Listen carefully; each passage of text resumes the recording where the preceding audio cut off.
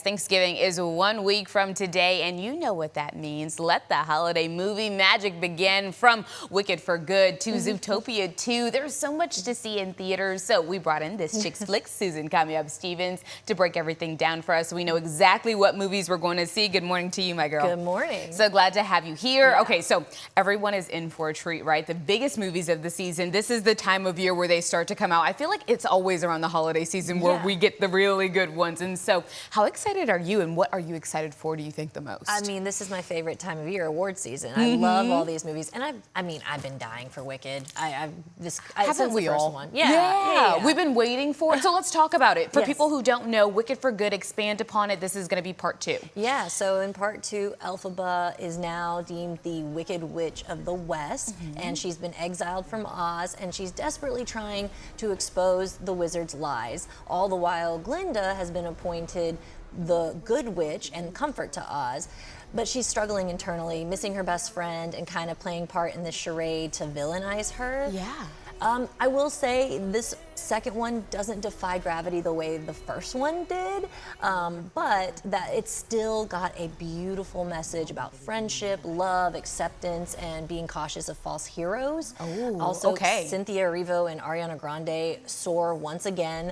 I do think Ariana flies a little higher, and she's in a good chance of getting Best Supporting Actress at the Oscars this year, so I'm really excited about that. Okay, so some real awards buzz then. Oh yeah. Okay, but you're saying, I heard you say, it doesn't defy gravity the way the first one did. It's just, there's a reason why the second half of the film is shorter, and I do wish that director John M. Chu would have just trimmed it down a little bit, because it is darker, the songs aren't as popular, pun intended, but you're getting all the vocab words in this morning. And so I just, maybe just to take out some of the fillers. The new songs are just okay. But that being said, the essential parts of the stories are wonderful. Amazing. Yeah, it's still moving. And I mean, as a fan, I still loved it. And I think everyone will too. So still go see it, yes, okay? Absolutely. We're making our own predictions, okay, and our own assumptions. Yes, yeah. okay. Okay, let's talk about Brendan Fraser. He is back as a family man in The Rental Family. Can you explain this one for me? Yeah, so I am so excited for this one. He is playing a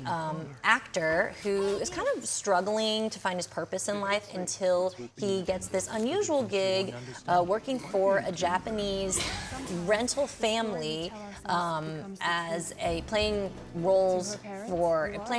stand-in roles for strangers. So I've basically heard that this is, like, he makes the role. He makes the movie, and I think people are going to be really excited to see him.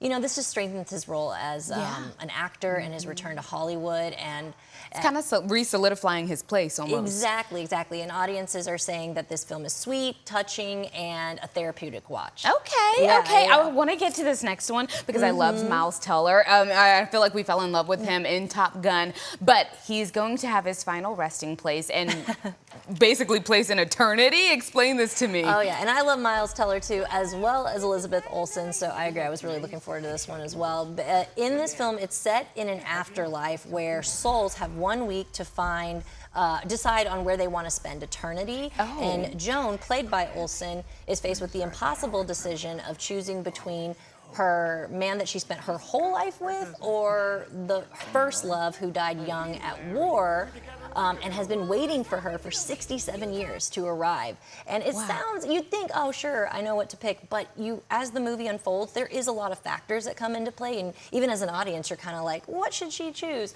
But I mean, it really plays out beautifully. This is a charming, original, surprisingly moving film that revitalizes the romantic comedy genre with a thought-provoking message about what the true meaning of eternal love is. Okay, I like this just because I heard someone say they felt like rom-com was dying. So the fact that we're getting a little taste of some more in 2025, we need that. We need them to come back with that. We need them like this. One of my favorite films of the year. Okay, very good. Now, I have to get in this one because I just came back from Disney, and so Zootopia 2, Zootopia 1 was fabulous. So tell me what we can expect in this next one. Agreed. I love Zootopia 1. So I'm hoping this one is as good. I'm always weary when it comes to these Disney sequels, but this one is bringing back the return of Rabbit Cop Judy Hopps and Fox Nick Wilde as they crack a new case that will test their friendship like never before.